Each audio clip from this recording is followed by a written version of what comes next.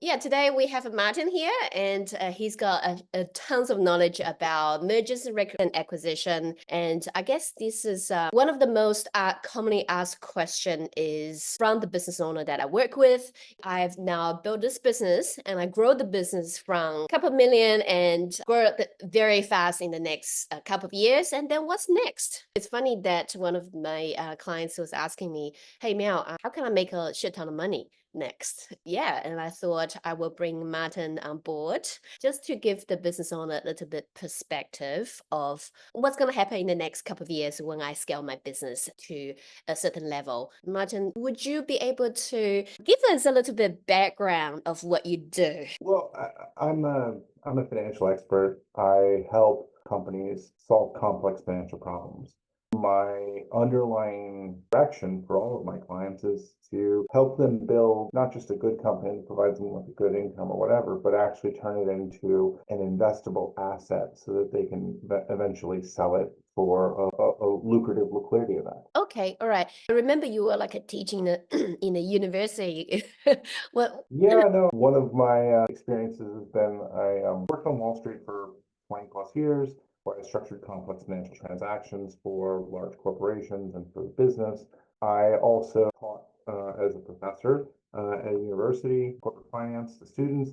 I find, while most people find finance to be kind of tedious or they confuse it with accounting, I think that finance is actually one of the last creative outlets in the modern world where you get to use capital and your business as a canvas to create the life that you want. If you think about it, 100 years ago in America, every town had a baker and a shoe guy and a banker and farmers and all sorts of different industries, businesses that all were very comfortable and everybody had like a decent life. Now you look at small businesses and they're just not big enough and they're not operating enough. So more and more businesses have become jobs. And when you own a job, it's an unsellable asset for a lot of folks. And that's really kind of a trap that has profound impact on the quality of life in this country.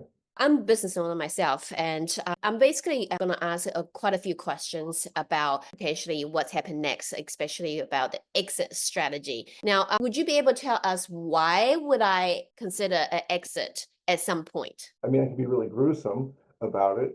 As a practical matter, we're all going to die. And hopefully, before you die, you have a little bit of free time to enjoy life. And if you own a business, at a certain point, there becomes an inflection point where you're actually living to support that business, to maintain that business, unless you've taken proactive steps. And the only way that you are going to know that you have the ability to live a free life as a business owner is to know that your business is able to be sold. Whether or not you sell it today or not doesn't really matter. What matters is that it's sellable today. The Hmm. moment that you have a business that is sellable today, that's the first time as an entrepreneur you're actually genuinely free. Because Mm. most entrepreneurs know eventually, you got to make payroll, you got to pay your bills, you got to service your clients, all sorts of stuff. Suddenly, you've got worse than a job. You have an obligation, you have a responsibility to a community. Well, the Yep. only way to liberate yourself and become autonomous from that community Yep. is to have the ability to sell. And the only way you can sell is if it's frankly a business that people want to own. And that's the only. So from a practical matter, I think the question was, why do you want to sell? Well, it's the only way as an entrepreneur, you're actually going to be free. I was talking to a few business. One of the guys, he owns a concrete business. We're doing really well at the moment, and he was saying that, complaining to me that his kids have no interest doing what he's doing. I guess, yeah. Instead of passing on to your kids, that might be one of the Well, options. there's a romantic notion of passing your business on to your kids and all sorts of stuff, and that's great. But if you imagine you made a list of everything you hate about your job by owning that business, are you doing right by your kids if all of a sudden one day you're like, here, have this list of terrible things I do every day? Whereas if you're like, you know what, hey kids, I like owning this business. It's really great, and there's a good quality of life, and it's a sellable asset. It runs itself. It's attractive. Here you go. That's a more loving act as opposed to, like my kids see like, how much I hate doing my work sometimes. And they're like, oh, I don't want to do that, No, and like, I don't blame them, right? They want to go figure out like how to be other things, absolutely. and that's great. But like, if the only person you can sell it to is a family member, it's not really selling. It's not too dissimilar from like an apprenticeship. Thanks, Martin. I've got another question that's most commonly asked by the business owner is, okay, so if I absolutely burn out, I made money and I want to sell now or have an exit plan. Now, how would I know how much is my business worth? And are there any sort of key factors that I would be looking at to sort of get a rough idea or evaluate how much I can sell it for? There's lots of different ways to value your business. And the better you do at positioning your business, the more freedom you have to select your valuation method. So for example, it's not too dissimilar from like thinking about like luxury goods. If you have like a business is exact like, I don't know, it's completely like anybody else's business. Like let's say you own a Subway franchise and there's 50,000 of them in the world, right? The price is the price is the price. Somebody looks at that and they're like, if I don't buy yours, I can buy for $1 less over here. I'll buy that one for $1 less, right? That's a commodity business. If you can all of a sudden transition your business into a luxury, or even more importantly, an existential need for your business, or competing for your business as one of a kind, you can set the price pretty at almost any price you want within reason. So for example, one of my favorite examples is Pixar, the guys that make like Toy Story. Okay, so they had a distribution agreement with Disney. And it was ending. Well, they said, you know what, we're going to go somewhere else. So the person who the CEO of Disney makes $100 million a year, right? And he needs Pixar's films in order to keep making $100 million a year. And there's only one Pixar. So suddenly that turns into a multi-billion-dollar acquisition so that they can make certain that the Disney CEO convinces the board to borrow a bunch of money and use Disney's money to buy Pixar so that no one else will have it and he can continue to make $100 million a year. That is an unbelievable level of positioning for you to be able to sell. So what are the valuation metrics for that? You can't imagine that. That's about imagining what is the incentive structure of a potential buyer.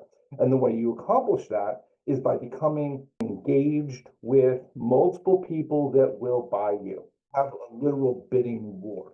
Mm-hmm. So when you run an auction, it's not like, point and click on eBay, right? When you run an auction for selling your business, you're creating pricing tension where one investor is looking at it, knowing that four other people who have equal resources are looking at it as well. And each one of them has an active relationship with that target company. And suddenly you've got pricing tension where the pricing goes up. If you only have one bidder and he doesn't really care, he sets the price or she sets the price. If you have five people, they're bidding against each other and you're top picking each other and running the price up. Do you want to own, a copy of Dogs Playing Poker, which can be bought at any dollar store? Or do you want to own a Matisse or a Picasso? There are a lot of Picassos, but yeah.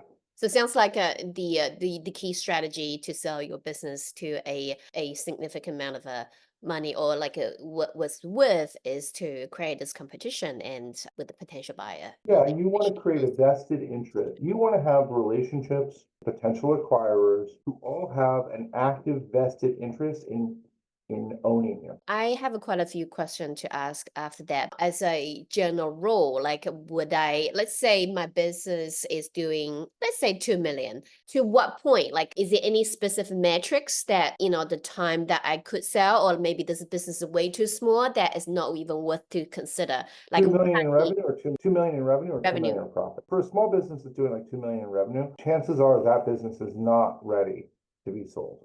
So its current valuation is just kind of a hypothetical anyway. You're selling a job more than anything at that revenue level. So typically I think that a real company exit is when you're starts, depending upon industries, is when you're in the $5 to $50 million a year revenue number. That changes from industry to industry. And so the convention is typically that people sell their business based upon a multiple of revenue. And they'll say like 3x or 12x or 2x or 1x or 1 times. You obviously want to drive yourself towards getting better and better quality revenues and a better quality company that's a tangible asset, so that you can drive that multiple of revenue up. So you have 2 problems, right? There's 2 numbers you need to push. Well, really 3. But in terms of pricing, pushing your revenue higher, also doing it in a high quality way so that you're also pushing your multiple higher too. There are plenty of companies that actually will increase their multiple by lowering their revenue. and shedding unattractive revenue. Right. And would you explain a little bit what you mean by multiples? So when I sell a business, talk about the value of the business. So let's say it's they're doing $25 million in revenue. Yep. That business could sell for a multiple of 1 times revenue, 25 Okay. million, or 10 times revenue, which is $250 million. Right. It's a very different number. So, but it's very high leverage. Mhm. And as you're pushing that higher, you have to get a better conversation going with what does somebody get for that? And obviously an investor or an acquirer, I think of them all as investors really, is deploying capital to make more money. They want a higher quality asset. So they pay a lower quality, a lower multiple is an indicator that the business is sick or anemic and is not attractive enough and stands out enough to potential acquirers. And there's different kinds of acquirers that tell you also that certain types of acquirers actually prefer to acquire at bigger multiples because they're not in the business of turning around your business. They're in the business of acquiring assets and operating them. So what ends up happening is the more trouble your business is, the lower the multiple is. So the more common and troublesome your business is, the lower your multiple is. When you're talking about troublesome, like what are the things, I guess, as a business owner, what are the mistakes? What are the things that business owner should avoid or should improve to increase the multiples or the trouble? This is not a great insight, but if you were to the first thing I would do with every business is make a list of everything you hate about the business. Every inconvenient thing, everything that draws you in as the owner, makes it taxing for you to do what you want to do. Those are disqualifying factors that will scare off other owners. If you have a horrible problem with maintaining your staffing level. Let's say you own a widget factory and you're always shorthanded. You can't maintain your employee levels. You got to fix that problem because other people are going to come in. They're going to do their due diligence and be like, why would we buy this factory? They can't make they never have enough employees to make all the widgets they need. Or, you have supply chain issues or you have a balance sheet problem. If you're buying a car, right, and you've got a Mercedes-Benz that's right off the line, exactly what you want, and you're going to get in that car and you're not going to have any problems because it's got a 5-year warranty and all this sort of stuff, and it's got heated seats and like you look cool in it. Or you got another car that's got like flat tires, broken radio, and painted yellow, and your kids won't get in the car and it smells like cat. Which one's worth more? As a consumer good, the car is obviously that way. Is there a chance that from a professional management perspective, which car is your business? Do you have a jalopy or do you have a high performance vehicle? Not for nothing. Like the reason that they sell supercars for $2 million a piece is because the people want them. The reason that you've got millions of jalopies on used car lots is because people need to buy them, not because they want to buy them. You want to create a hypertensive demand, right? You want 10 people to want to buy your business. Yeah. Not one person who reluctantly swallows the pill and down. Basically, you're talking about not just revenue wise or the profit is actually the whole the operation side as well, the whole system that you have to optimize to potentially increase the sales value. Think of it this way. It's like an investor. Investors care about risk and reward. If your business is a pain in the ass, it's a riskier business to operate and to own. So when it's a bigger pain in the ass, it's riskier, the price has to come down in order to compensate the investor for it. All the nonsense that you deal with your business is the disqualifier of why you're going to buy, why a responsible investor will buy it. And I know that sounds like, I'm just saying go eat your vegetables, but like the reality is, and this is a personal belief I've cultivated over years, is that every business is, maybe not every, but I'm going to say almost every business is, all of their problems are a direct reflection of the psychiatric condition of their ownership. So whatever your head trash is, unacceptable condition you're allowing to continue for whatever reason, that is costing you real money. Right. Very insightful, Martin. Realize there's lots of things that I need to improve. I'm working on that in the next couple of years.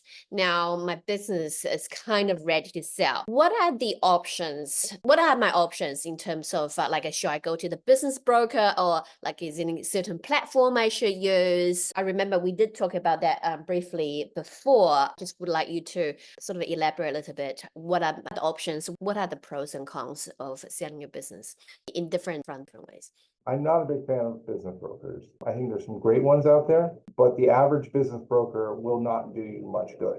So I'm not gonna like do that. Because business broker is probably the most common thing that a business would think about. Okay, business broker is the worst name because they're really not selling a business. They're selling a job. They sell franchises. They sell owner operated gigs. They don't sell a viable business. What you need to be doing is you need to be, your business needs to be growing enough to the point that, you're able to engage like a middle market, investment banker. That's really where you want to be. But that's a long way from here. So if you want like a life, if you're trying to change your life and you're going through a business broker or biz buy sell or some online portal or whatever, you're going about it the wrong way. That's not going to get you the best. That's not going to create the best outcome for your life. Those are going to be projects, and you're going to end up with low quality buyers, and you're not going to be able to have any pricing tension. An investment banker, what they do is they take your business, they position it in front of people who are motivated to buy you, who have an established track record and the liquidity and wherewithal to write a substantial check. There's some investment bankers, they'll put you in front of a private equity fund. Don't do that. If you're selling, you should be looking at somebody who is positioning you in front of strategic acquirers, somebody who needs your business, not just is looking to act as a financial intermediary. So if you look at private equity funds, their job is to buy a business, do the turnaround, and sell it to a strategic acquirer. So if you want the maximum multiple for your business, you need to build a business that is attractive enough so that you're doing the work and an investment banker can put you in front of the right acquirers. That's going to be a set of people that you know. Right. Yeah, it sounds like the investment banking or banker, they are just really the middleman, right? Like they charging large. No, they're an advisor. So private equity is a middleman. They buy your company, they do stuff to it, sell it. That's a middleman, right? And an investment banker advises you and presents you as an advisor to potential acquirers and then runs the sales process. And the Right. sales process should be a competitive auction where literally, they roadshow you around to the right people. Hopefully the right people already know you because you've been maintaining relationships with them for 10 years or 5 years or 3 years or a year. So now you're in front of 10 people who have an established relationship with you that's multiple years, and the investment banker takes you to them and says, hey, we've decided it's time to sell. We would like everybody to, here's the book, here's the information about the company, here it is, take a look at it, and we expect the bids in 60 days or 30 days.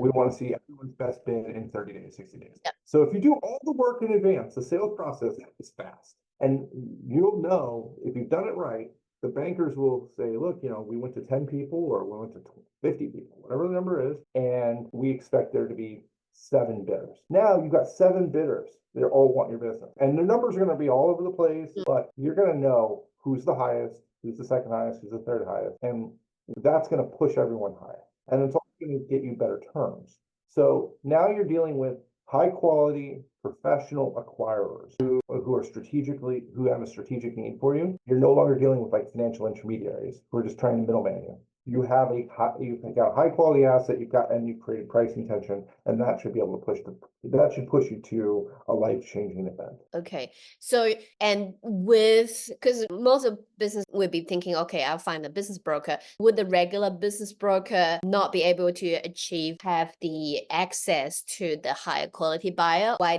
there's a big difference and why people still using the business broker?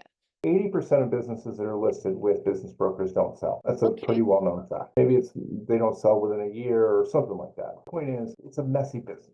It's a messy lot. Because I know some business brokers that are exceptional. I know some that are well-meaning, good people, all that sort of stuff. But like, if you want your business to be treated like a viable commercial asset, you need good representation. But more importantly, it needs to be a good, viable commercial asset. Business brokers, they don't do any of the transformation. Kind of as is. Would you buy a house as is? Would you buy a car as is? Why would you buy a company as is? We need to do, you need to work with people and you need to do your due diligence and all sorts of stuff. Right. And the business broker model doesn't work that way. I consider most business brokers to be an obstruction to successful exit. But that being said, if you need to tap out and for whatever reason, and you don't have the energy to move on, go ahead and use a business broker, but it's not going to be the life-changing event that you're hoping for. So it sounds like they just list your business or sell as it is, but there's no while working with the advisor would guide you through like a sort of a prep you. Even before you go to the investment banker, you Yeah. need to be doing a lot of transformation yourself. Investment bankers don't give management advice per se. I mean, they give some, Gotcha. but like they Gotcha. don't get involved as a man.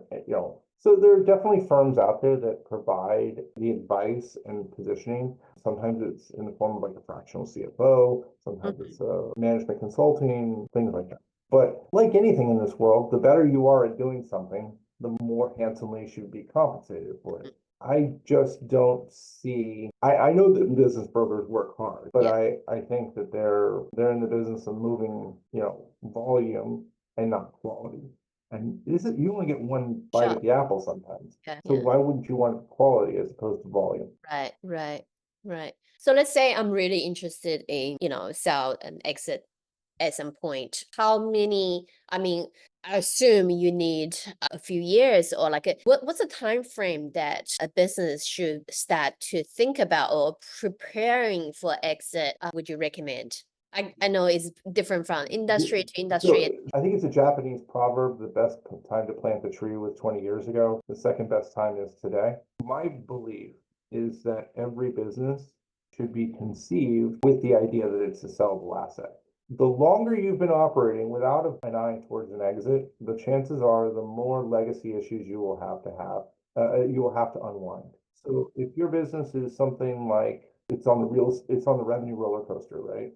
Where you're constantly just trying to drive revenue to cover your payroll and things like that, it's going to take longer. Selling a business is not a solution to any of your business's problems. Selling a business is the end point and the reward for solving that business's problems.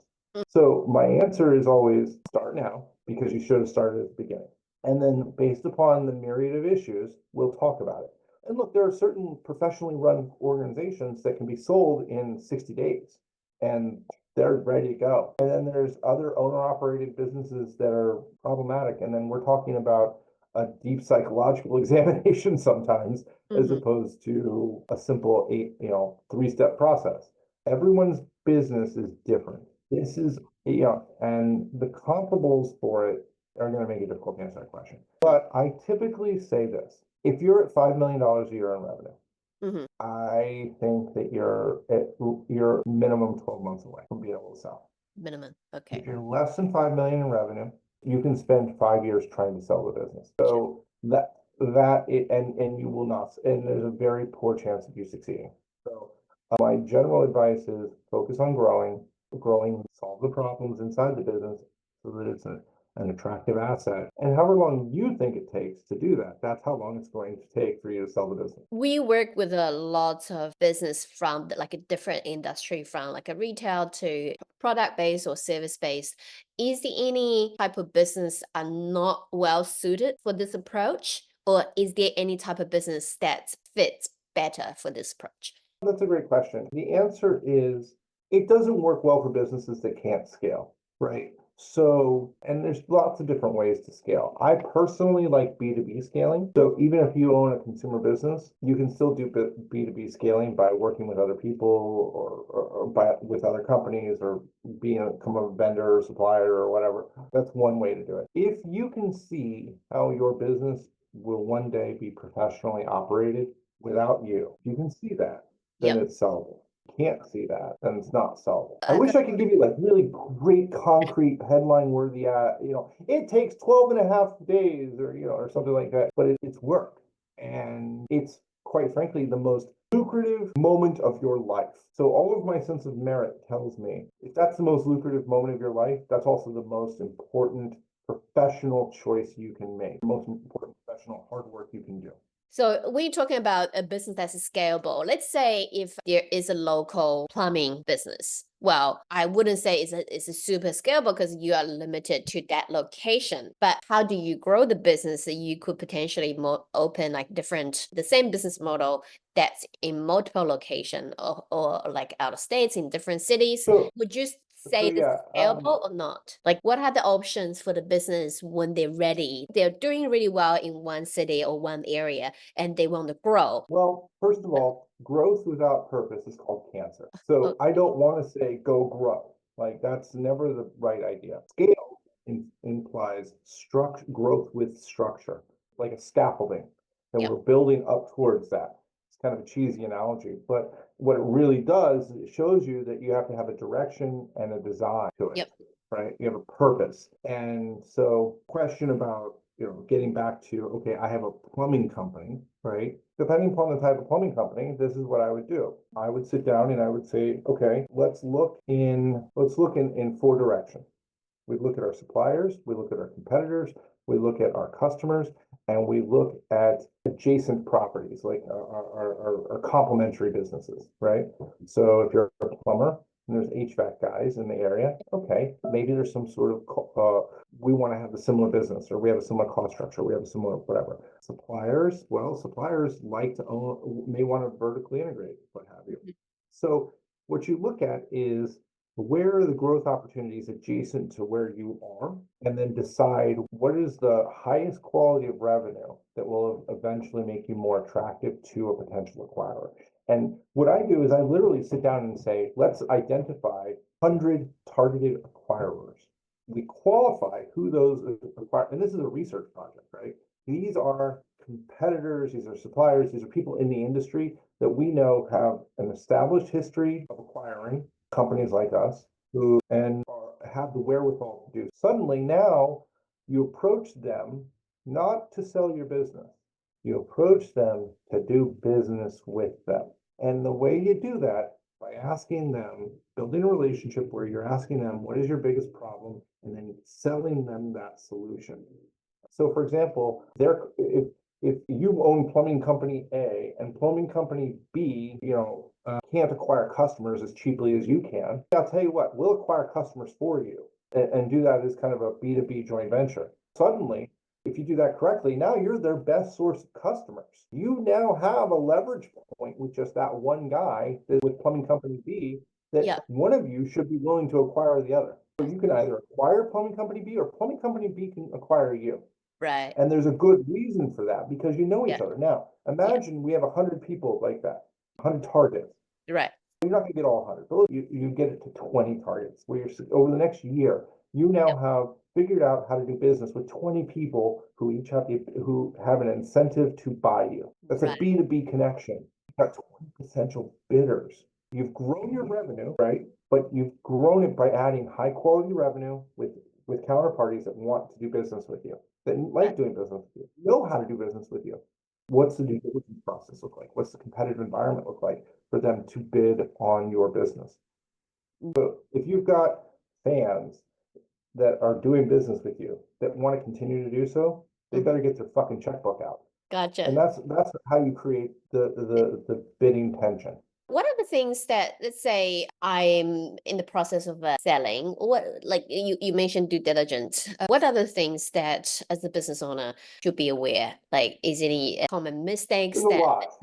should? Look, just like there's a lot, and, All right. this is not something that comes out of a cookie cutter solution. Your business is a reflection of you as an individual. You need to now make it attractive to another group of people, Mm-hmm. and you have to do that work. So what I think your business should be doing is irrelevant. What you think your business is doing is actually irrelevant as well. What you need to know is there are 5 people in this world right now that are buying plumbing companies that look kind of like me. And Mm, I've talked to all 5 of them, and all 5 of them are plumbing companies that that have I don't know, in this example, acquire customers cheaply, have their own truck fleet, or whatever it is, right? Reverse engineer, right? uh, And investment banks, we call it reverse inquiry. We go out and we ask, what do you want to buy? And then you go back to your business and you turn your business into what they want to buy. And as yep. fast as you can, hit them on it. I really like the idea as a reverse engineer. You build a business to the business that people wants to buy. That's Yeah, great. the best clue, obviously you want to own a business that you want to own. That's a good start. But Mm-hmm. there's the business you own, Mm-hmm. God help us. There's the business you want to own. And then over here is the business that people want to buy. You have to move along that continuum. when they are preparing for exit. At what point the business should engage an advisor or someone like you? The moment that they start feeling overwhelmed or disconnected from answering a lot of these basic questions. Ideally, this is like not to be flippant or whatever, but like you don't do your own dentistry. You don't do your own accounting. You Mhm, don't like you're not your own lawyer. At a certain point where the questions mhm. become complex enough and that you need perspective. How do you help my business to sell to a strategic acquire or like to sell to maximize the outcome? Well, What's the involved? the first thing I do when I sit down with a client Yeah. is we look at their financials and we do a nice, healthy deep dive. We ask questions about it. We then sit down and look at the financials and identify stress points in the business to understand really where the growth opportunities, but also where the tangible financial risks associated with it. That's the first place. Second thing we do is, and in that context is now that we've looked at the business, we look at how much income and value that business is generating for its ownership group. And we, based upon that, figure out what is the we call it the reserve price. What is the price that we need to sell this business for in order for it to be a significant enough liquidity event for us to move on and feel good about it? And Yeah. that's a process. And people shout out random numbers. Well, I want $10 million. I want $3 million, whatever. A lot of people sell their businesses for too little their lives. And not just their lives, but also like their friends and family that are employed by it. So there's a little bit of financial planning involved that says, your business is here, you take home X, your family takes home Y. If you want to do all of that, this is how much money you're going to need when you walk away from this business so that you can have the life that you want, you can pay your taxes and all this Yeah. stuff and move on. So that establishes the reserve price, which is I'm not selling this business until this business is worth at least this amount of money. And so going back to your previous question, how long does it take? Well, if your business is worth this and you need only this much, you're going to be ready to go sooner. If Yeah. the number is this far apart, then you've got a lot more work to do. So Right. that answers a lot of those questions. How do you help the business owner to do the due diligence? I don't run Yeah. due diligence. Sorry, there are professional advisors that run due diligence for your Okay. company. My job is to make certain that your business is a sellable asset. Okay. The Gotcha. sales, if we have a really sellable asset Mm-hmm. that's well positioned, the sales process, the due diligence, the closing of it is an easy transaction. Let me rephrase that. My job is not to sell your business. My Mm-hmm. job is to make your business sellable to Gotcha. the highest good. One of the next tasks that we do in the process is we Yeah. sit down and we look at who are the right target acquirers.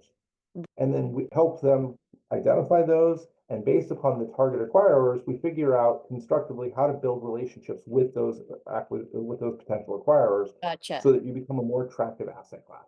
Uh, If you own a plumbing company and you've been working with another plumbing company or an HVAC company for 10 mhm. years and they like doing business with you and you say, hey, I'm looking to sell out, they're going to look at you and say, what does it take for us to buy you out? If you're an HVAC, if you have a plumbing company and you walk up to a bunch of random HVAC companies like, we're looking to sell out, they're like, good for you. There's no connection, there's no empathy. People Yeah. do business with people they like to do business. People do business with people they're already doing business with. Mm-hmm. Selling your business to somebody else it should not be the first transaction you do with your strategic acquirer. A Mm-hmm. strategic acquirer will already know what it's like to transact with you. My job is to make certain that you're already transacting with them before you've even had the conversation about the exit. I see what you mean. That's really smart. I guess that's most of the questions. Martin, do you have anything that you want to add? It's a long process. It's important. It's a life-changing process. If you said to me, I want to be an NFL quarterback, that's not something that can be done by dialing up a single coach and spending a weekend watching an instructional video. Mm-hmm. That's something that takes a lifetime of habit changes and transformation around you. To feel it's difficult. If you want to be successful, you want to sell your business, be the most valuable asset you can be to as many people as possible. And then you will, if you know that you have, imagine walking into your office today and knowing that there are 5 people you could call today who will put a bid on your business. you are no longer stuck at your work. You are now in that moment entirely at work voluntarily. That's freedom. Mm-hmm. To have the ability to execute your own exit is only way you can actually be free as an entrepreneur. Gotcha. Actually, I have two more questions, Martin. If the business that have a multiple owners, is there any differences in terms of a process or engagement? Like what would you do? Let's if one business owner thinking about sell, the other one is just sort of not sure. Like, As a practical matter, the more people involved, the more chefs in the kitchen, the more opinions you're going to have to find some sort of consensus. And sometimes that means, if there's two partners and one wants to leave and one doesn't, congratulations, you're married and, you're going to figure out how to split the baby. It might mean one person that the business is sold together. It may yep. mean that one person sells out to the other, or it may mean that one partner, and this is an option that very few people think about. If you have a partner who wants out, and you want to continue on and sell the business, what you can do is you can say you can leave, but as you leave, your stake in the business will be diluted. That way. And so let's say I'm taking the business from 5 million to 50 million. Today, you own half of a $5 million company or half of a company, right? And I'm at a 10 exit. You now own, at the end, when I sell, you're going to own 5% instead of 50. You come up with some sort of formula, right? Some people are happy with that. Other people are not. So that is possible. It just needs to be arranged in a certain. It sounds ridiculous. I'm a parent. So I know this is where I get this skill from. It's sometimes you have to talk to one another like adults and check your feelings at the door as best you can and have a constructive, healthy conversation. I've never seen arguments. The more money is involved, the more emotional people get. So you're going to have you're going to have to, and the reason that as a species we invented logic and math is so that we don't kill each other. So, like we don't want to be overwhelmed with emotion. We need to use logic and math and a controlled process to talk to each other and come up with an easy to understand thing. And look, if you're trying to screw your partner, like bad on you. Like I guarantee you that if you screw your partner, someone will screw you harder later. So just be a decent human being. Sit down and have a constructive conversation where you can articulate on one piece of paper, here's what we're going to do. You want to leave? Fine. Here's how it happened. And how do you keep the business growing and whatever, so that it can create as close to a win-win solution as possible. All right. I've got another question. Martin, I know you primarily all your past experiences in the United States, but we do work with some business that's in New Zealand, Australia, or other parts of the world. Do you advise people that outside of the country, or is it in all US only, or how? Does this advice apply to other business that not in the US? The answer, of course, is limitations? Yeah. So I don't work directly with anybody outside of the US because frankly, there's some laws and regulations that I could easily screw up that I don't want to. But I also know that, there are people who talk to me from other countries, and the principles that we're talking about are the same, because really I'm not talking about a fancy legal structure. What I'm really talking about is a way to transactionally market your business, right? To transform your business into something that is palatable to an institutional grade investor, right? And those principles are generally I would say are universal, but every market is different. So for example, in Japan, what I'm describing is deeply influenced actually by Japanese management philosophy. But it takes much longer to execute in Japan because of the existing relationships that you have and the sales cycles and all sorts of stuff. So every culture is different, and it's going to expand and contract the expectations that you're going to have. So like one of the companies that I'm working with right now, they work in the manufacturing space. They manufacture consumer goods for other businesses. That doesn't sound like an exciting business, but it's kind of boring. They make widgets. What we did was, instead of, we took a critical eye at their business, that every customer you add is not the same. Every relationship you add is not the same. There are customers who are transactional. You're the low cost provider. and they're not going to acquire you, whatever. Those are less attractive. So in terms of business development, we put a line through businesses that were low cost provider or that were low cost customers and would not be a good strategic fit, and Mm-hmm. focused business development on high margin business with strategic acquirers. Acquirers, counterparties who have a history of acquiring other companies. So instead of having, that allowed for every dollar they were adding at that point of revenue with Yep. those sites, we were actually expanding their multiple. So they're both moving the multiple up and the revenue up and doing that. And so we've been working through that process, and that's been extremely lucrative for them. Within, gosh, I think it was 8 or 9 months, we doubled their revenue by focusing on, and obviously improve their margins, all this sort of stuff. Now the project's not done. It's still going to be a while because where they want to go to where they want to be, it's a pretty large chasm. But that's been an interesting process. Cool. We're just talking about what's the goals from those strategic acquire. And you said that their goal is not make money, and that got me puzzled. So tell me more. If their goal is to make money, they would be doing things differently. Their goal is to grow the value of their own business and shortcut the risk associated with that growth. So whatever the reason that they're acquiring you, it's not simply to make money, because Walmart doesn't go out and buy Jet.com because for $5 billion because they want to make more money. Obviously they want to make more money, but they want to grow their bottom line. They want to build the value of their equity. Walmart wanted to get up the curve on e-commerce because Amazon was beating their ass. They went and spent $5 billion on Jet.com and shut it down. Why did they spend $5 billion and shut it down? Because they wanted an instantaneous brain transplant into their organization to make them more attractive, more successful. So Walmart.com became one. It went for $5 billion. It sounds like a lot of money. Walmart was able to transform their business. They want transformation. They want appreciation of their equity value. They want a better competitive position, and they want it now. That's what people don't want to bootstrap. Large corporations don't like bootstrapping because they screw it up. They know that they're bad at innovation. They can buy innovation in a second by taking out their checkbook. That's their strength. Yeah. Right. Google or Facebook Facebook wanted Instagram's customers now. They didn't want to compete with them. They wanted them now. So they wrote a check. Yeah.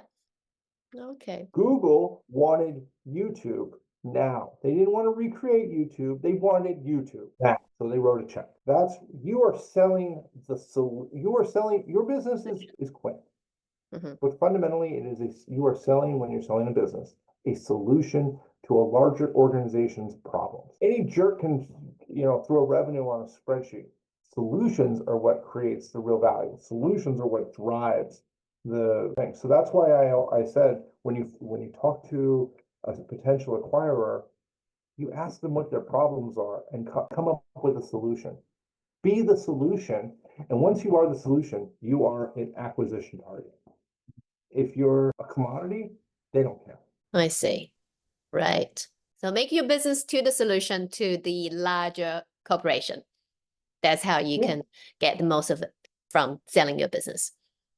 All right. Thanks very much for sharing that. I can definitely see the benefit and the potential value that, working with an advisor like you could potentially add. The value could be added to the business, and especially for them prep for exit.